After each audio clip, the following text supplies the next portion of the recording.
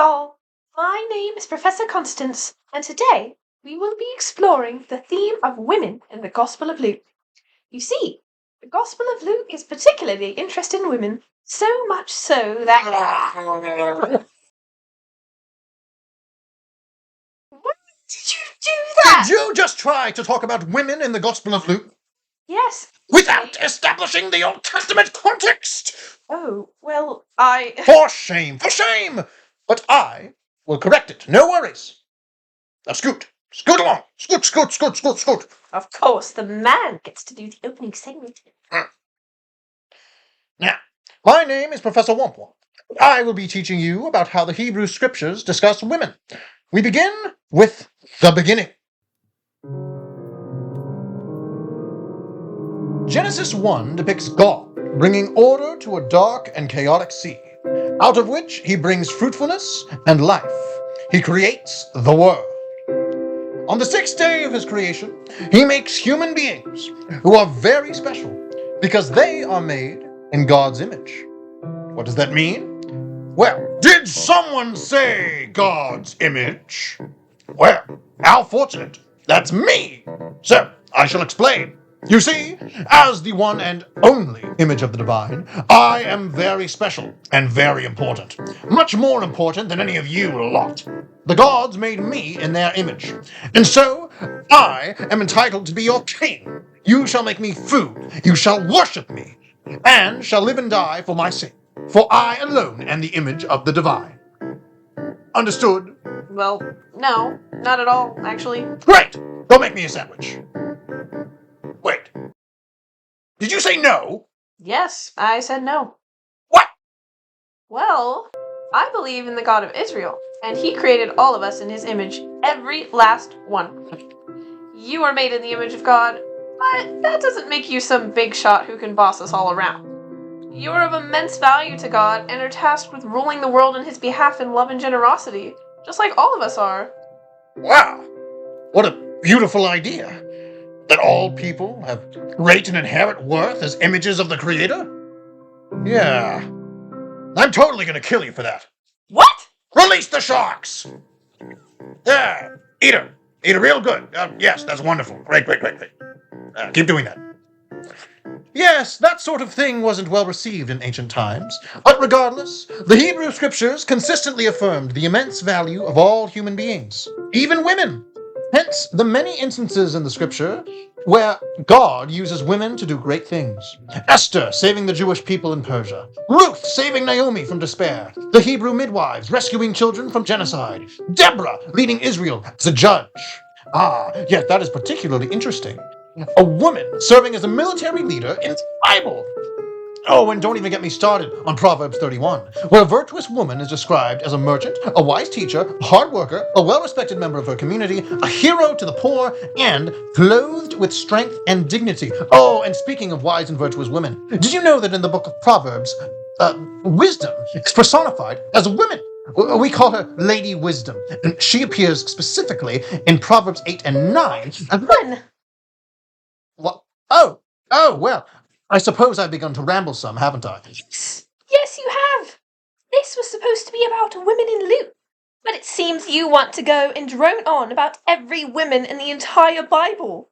Well, hey, that's a great idea. You are a genius, my dear Constance. There are so many amazing stories. How about we begin with Eve and work our way from there? I figure we could be done with women in the Torah with 5 hours. Oh, maybe 4 if we're especially succinct.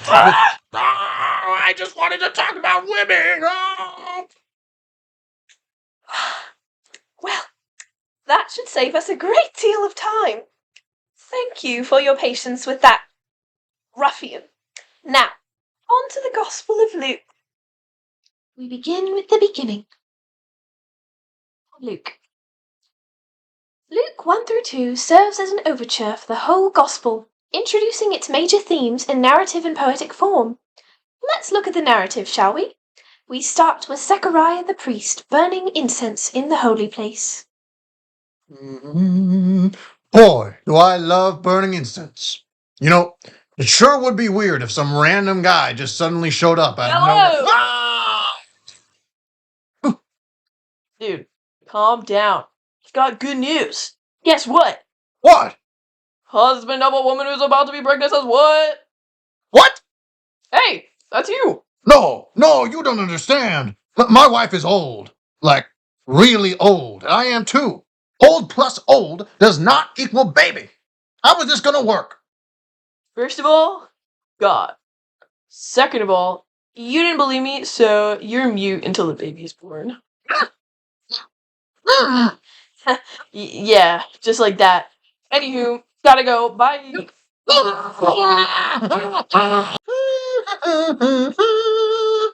Greetings, O favored one. The Lord is with you.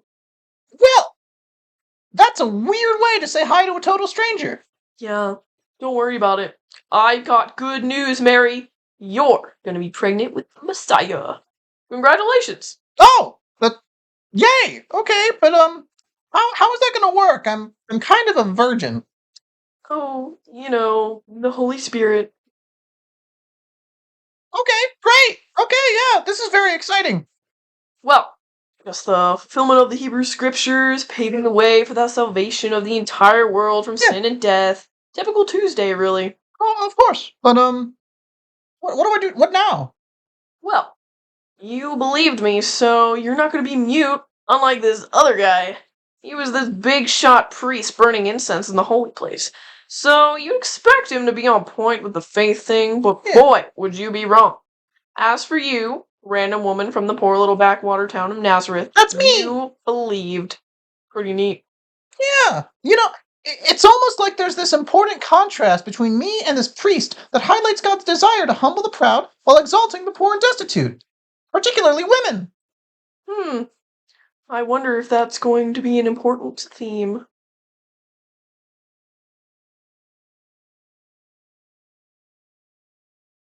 I do hope you see what we're getting at. And yes, this theme will be quite important, making a number of appearances. To be precise, it will appear at least 10 more times, and that's just when we're specifically talking about women.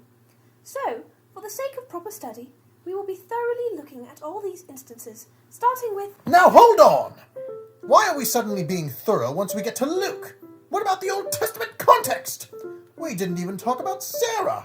If you want to diligently discuss all these women-related scenes in Luke, I demand I be allowed to properly teach about the Old Testament and women. Okay, how about a compromise? We montage. Montage? Very well, but I get to narrate half the scenes. Deal. Now then. Montage! How exactly does one do a montage? I don't know. I guess there will be a card cut at some point, and then... Magnificat! Mary sings a song that focuses on the theme of humbling the powerful and exalting the poor, specifically in reference to herself as a seemingly insignificant woman. It's really important, so read it yourself. Jesus raising a widow's son. Such an incredible miracle being granted to the benefit of a woman who also has no husband. Nuts! Jesus forgives a sinful woman, likely a prostitute, whilst declaring that she has much more love than the respected religious leader whose house he's in for a meal. Women were amongst Jesus' followers. A rabbi having women as students would have been extremely scandalous at a time when it was debated whether women should be taught the scriptures at all. On his way to heal the daughter of a respected synagogue ruler, Jesus healed a woman who had been bleeding for 12 years, destitute and unclean. Jesus teaching women. Again. Jesus healed a woman who was crippled for 18 years. This was on the Sabbath, so the Pharisees got mad, causing Jesus to call them out on their hypocrisy, allowing people to tend their animals on the Sabbath, but not to this woman, who was worth infinitely more. Jesus commends a poor widow for giving all she has to the temple despite her poverty, contrasting the wealthy and respected scribes who devour the homes of widows through their inaction and complacency. At the crucifixion, Jesus' disciples are nowhere to be seen, but guess who appears to mourn over his execution? That's right, women! Okay, montage over. I'm going to go lie down. Please finish the episode, Professor Constance. There is still one last passage. Yes. The final passage we will explore today, and the most important in Luke's discussion of women, the resurrection narrative. We begin with a group of women who followed Jesus traveling to his tomb with spices. On arrival, they found the tomb empty, and 2 angels informed them of Jesus' resurrection. Jesus is back! Oh my gosh, this is so exciting! Oh, thank you. Wow. Hey! I'm narrating! Oh. Okay, I'm sorry. You could, you can keep going. I'm sorry. Go ahead. Remembering Jesus' teachings about himself, the women went to tell the disciples what they had seen. Okay, now you can freak out. Thanks, miss. Guys, we went to the tomb and it was empty, and these 2 angels told us that Jesus is back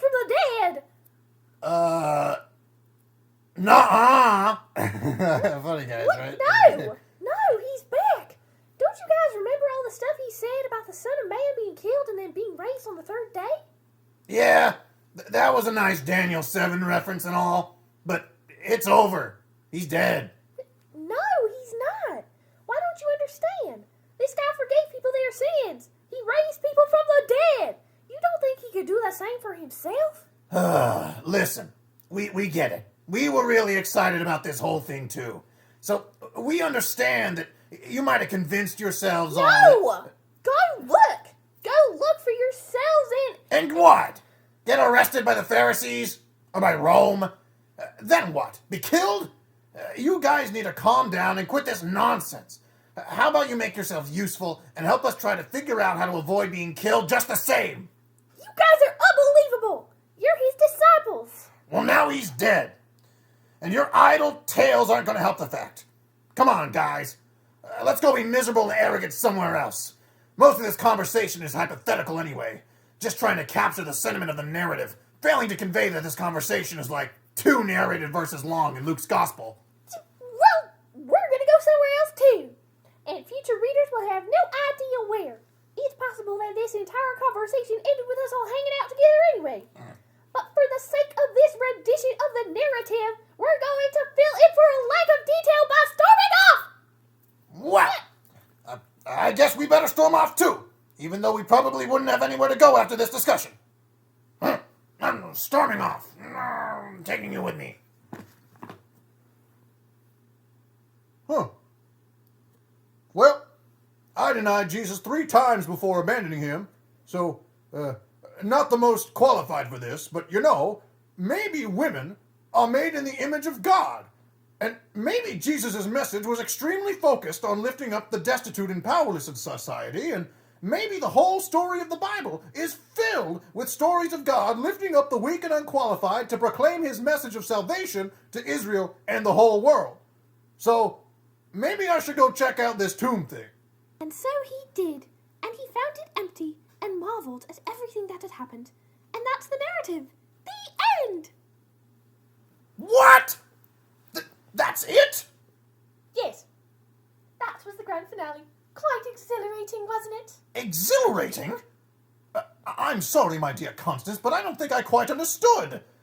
I thought this was supposed to be the most important scene about women in all of Luke, but that was so anticlimactic. The women tell the disciples about the resurrection, they don't believe them, Peter kinda does, and that's the whole scene? What were we supposed to get out of that? As an Old Testament fellow, I'd expect you to be quite adept at picking up on the subtle yet astonishing claims of biblical narrative, but nonetheless, I shall explain. You see, the contrasting reactions of the women... Jesus is back! ...the disciples... Nuh-uh! ...present a shocking reversal. Jesus' very own disciples became the first to deny that he is risen, whilst a group of lowly women became the first heralds of the resurrection. Jesus bestowed such an honor to women. Why? Ask why. Why? Because the low and destitute, those that the world distrust and despise, they are the people that the kingdom of God belongs to. A seminal theme that permeates Luke's gospel, culminating in his presentation of women, and a basic truth of the gospel that Jesus puts on full display by making a group of faithful women the first to know of his victory over sin and death. Wow. I would ask about Peter, but that's a pretty amazing spot to end this 2,600-word script. Good point. Perhaps we should tell the audience to read the story themselves and see if they can figure it out. A sort of homework assignment, if you will. Great idea. Read it yourself. Okay, I told them. Wonderful. Do you think most of them will figure out that the heavy contrast between Peter's willingness to investigate the tomb and the dismissive response of the disciples is an invitation to mimic Peter in acknowledging those who are lowly and thereby acknowledging Jesus and his teachings? You know, I get the sense a lot of them will catch on to that. Lovely. Now, how shall we end? Oh, I don't know. Perhaps a summary. Sure. Please summarize. Okay. Women are cool. Women are cool? That's your summation? Really? Are you serious? Extremely. Which is why I prepared a musical number as well. What? Lights! This goes out to all the women out there. Ahem. Women are so cool. If you disagree, you're a fool. 'Cause Jesus said that they were, and those who follow him concur. In Jesus there is no division. Such a world can you envision? No man or woman, no slave or free, just one big happy Jesus family. And everyone's invited, the rich, the proud, the poor, the waitress and the farmer, the writer and janitor, the Greek and the barbarian, the Gentile and Jew, the Pharisee and prostitute, the tax collector too. And also women, they are so cool. If you disagree, then you're a fool. 'Cause Jesus loved women with all his heart, and it's thanks to them this family had a chance to start. Women are so cool, so cool, so cool.